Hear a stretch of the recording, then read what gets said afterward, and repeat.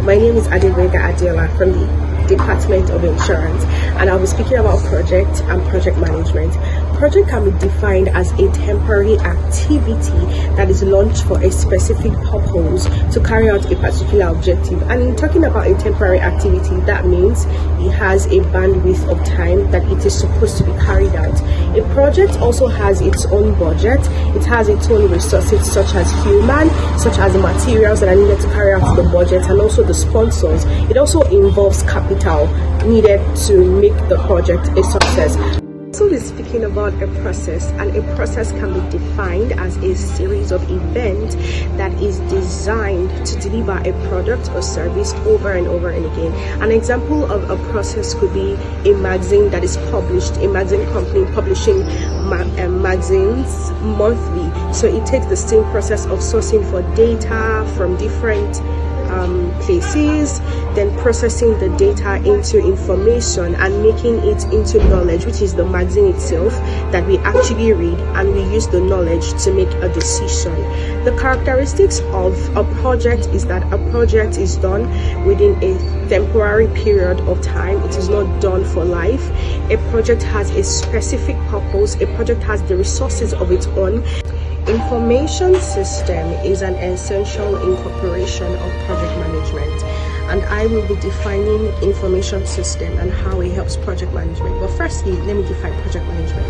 Project management can be defined as a systematic approach to project planning, to project organizing, and the managing of resources that help in resulting in a successful project that meets the objectives of the organization.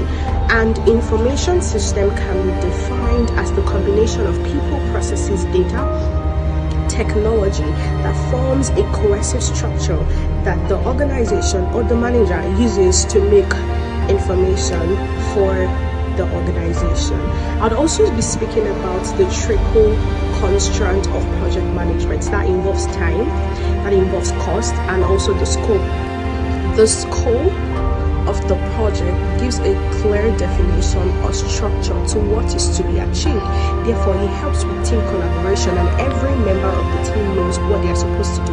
Therefore, a problem statement is to be drafted so everyone in the organization and in different departments know what they're supposed to do. The cost, knowing the cost helps streamline the process so we're not spending on unnecessary things that we're not supposed to spend. And the time, it helps us know the time. I'm Messi Oluchi from the Insurance Department, a 300 level student, and I'm here to talk about the 5 project management processes. As you may know, managing a project is not an easy feat, no matter what the scope and scale entails. But when you decide to divide the project into manageable stages with its own goals and deliverables, it is easier to control the project and also the quality of the output. According to the Project Management Institute, every project management life cycle consists of 5 distinct phases and processes to turn a project idea into a working product. The first process is the project initiation. It is the very first step in turning an abstract idea into a meaningful goal.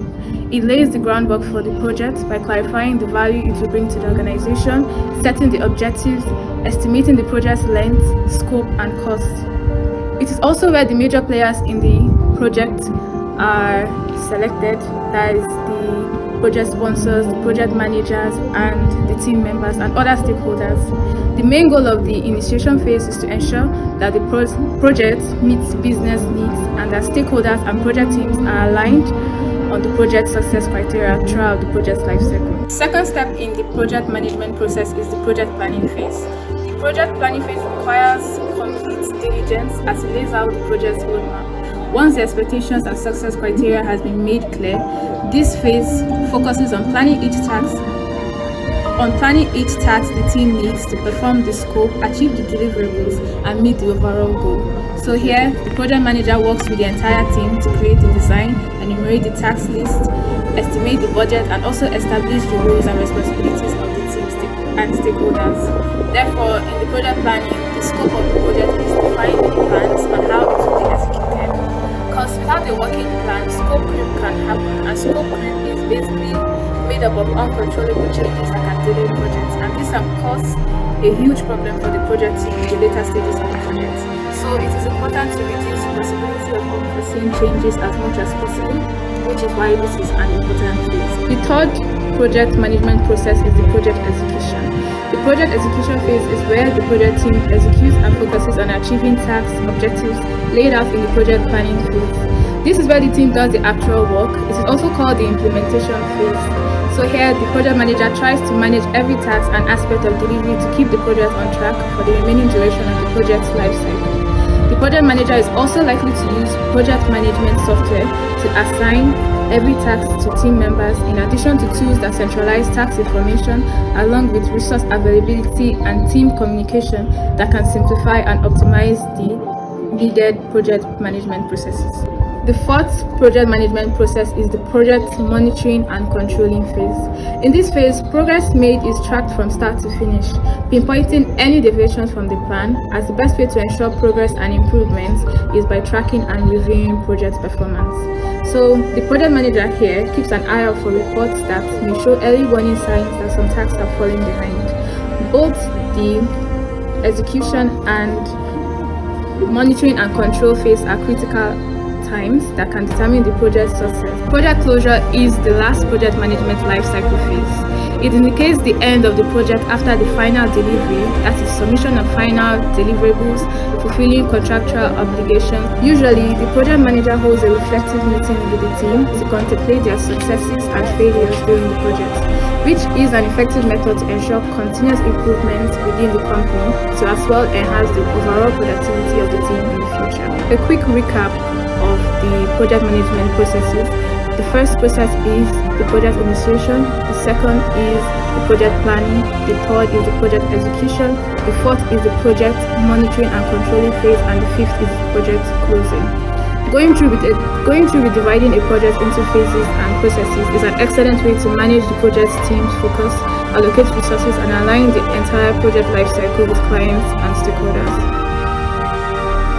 Hello, good afternoon. My name is Grace Lowe from Insurance Department 400 level, and I'm here to talk about project management software. So we say project management software is a software used for project planning, scheduling, resource allocation, and change management. It also allows the project managers, stakeholders, and users to control costs, manage budgets, and provide quality management and documentation, and can also be used for administrative system. So we say why some project fails are because of lack of resource planning, unclear goals and objectives, lack of project visibility. So due to lack of project visibility, some projects are quick to failing. So why some projects succeed are due to the experienced managers and professional team leaders, methodic approach, proper planning. So proper planning and providing efficient time and resources to your planning can lead to the success of a project. My name is Adigwe Ifoba Esther, a 300 level student of the Department of Insurance. I'm here to talk to you about strategic planning for information systems. Information systems are like the nervous system of an organization, with neurons that extend into and support every organ and muscle fiber. Because information systems are so central to success and strategic competitiveness, organizations create a strategic plan to provide a roadmap that charts the course. This roadmap should take into account significant trends in the environment, and it should be aligned with the strategy the company establishes. As we described in Chapter 2, whether that strategy is low-cost leadership, product differentiation, or something else, the strategic plan for information systems should be closely aligned and used to guide decision-making. While the CIO leads the effort, stakeholders from across the organization also participate. Although the technology is still too buggy. To choose among the rest, the organization must decide on selection criteria and the strategy to determine which project fits best. Costs can be very high, so strategically choosing projects for the portfolio is very important. The typical criteria for selecting projects include contribution to competitive strategy, return on investment, compliance and risk reduction. The third point, disaster recovery and business continuity. The CIO of Entergy, a New Orleans-based energy company, recalls the day Hurricane Katrina hit the city. That was not a good day, said Ray Johnson, but it is not a unique event for us. We've got our disaster plan nailed. Thanks to the frequent reviews and drills, Entergy was able to move its primary data center after the storm devastated the Louisiana facility. Employees brought the systems back online from backup tapes at the recovery site in the Little Rock, Kansas, well out of the storm's path. Disaster recovery refers to all the procedures, documentation, and resources the organization puts into place to prepare for a disaster and recover the technical infrastructure. The list of possible disasters is very long, from the hurricanes and snowstorms that damage facilities and knock out power grids, security breaches, environmental hazards, and pandemics and terrorism. Now let me move to the other point, technology and industry trends. Strategic planners must be well aware of trends in technology and the industry that might be relevant, as well as those that might affect the roadmap.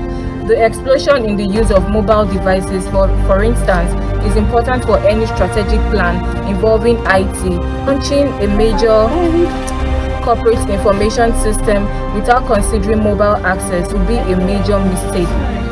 For example, personal clouds leased from services such as Dropbox or SkyDrive give employees a convenient place to store confidential company files that they can access from any device. However, the files are not protected by the corporate network or disaster recovery plan. In-memory computing is not yet a household word, but the breathtaking increase in speed it offers will forever change end-user expectations. Now, let me talk about some trends and some predictions associated with technology and industry tools. 1. Mobile devices battles. Number 1 trend. Now, the prediction: mobile device sales will outpace PC sales, and most cell phones sold will be smartphones. The battle over mobile operating system markets will continue. Number 2 trend: mobile applications and HTMLs. The prediction: HTML5 becomes a mainstream application development environment, especially for mobile applications. Number 3 trend: personal cloud. Prediction: people will store files and media in the cloud rather than on local hard drives or USB drives, so they can access them from any device. Number 4 trend: Internet of Things. Prediction: sensors embedded in objects that access the internet will multiply and generate more data traffic than humans. Number 5 trend: hybrid IT and cloud computing. Prediction: organizations move to cloud computing or a hybrid version with some on-premise services and others in the cloud. Number 6 trend: big data. Immense data collections with more unstructured data that is measured in petabytes spur new technologies such as Hadoop and NoSQL. 7. Predictive analytics. Prediction: tools to analyze big data become mainstream and are used to support real-time decision making. Number 8. In-memory computing. Prediction: primary data storage moves from disk drive to main memory, making data access much faster. Number 9 trend: integrated ecosystems. Greater demand for flexible software applications that balance the simplicity of tightly integrated systems from a single vendor with best-of-breed approaches from different vendors that integrate easily, including cloud-based solutions. Number 10 trend: enterprise app stores. Prediction: app stores for mobile devices will expand dramatically, and organizations will offer private app stores containing work-related apps for their employees.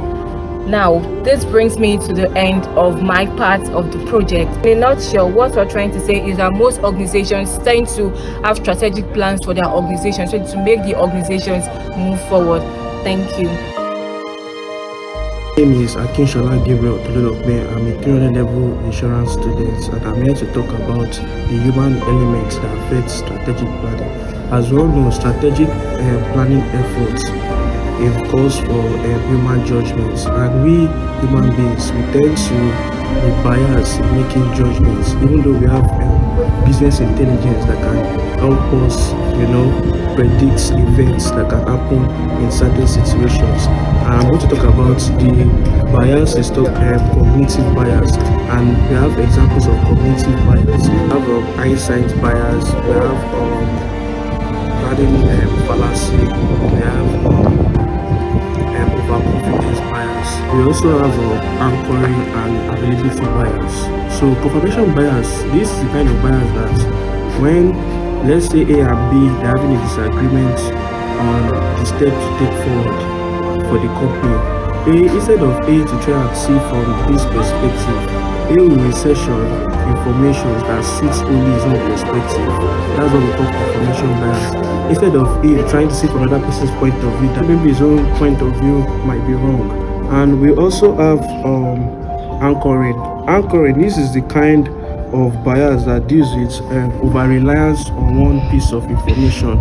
For example, if they ask a manager how much he needs for the project for the next 3 years, the $100,000 he mentions will be what they are going to rely on, instead of them to actually make researches on the kind of project that they want to, to look at the budget, the kind of project that they want to do. But they over rely on that person's $100,000 statement instead of them trying to research further on the information. Overconfidence bias, this is when you make estimates that even though it's not the correct one, you will still say you're 99% sure that it is correct.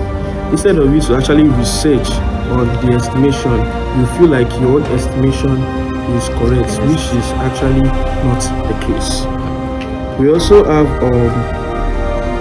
hindsight bias. Hindsight bias is the belief that an actual event was predicted. Rather, it was not.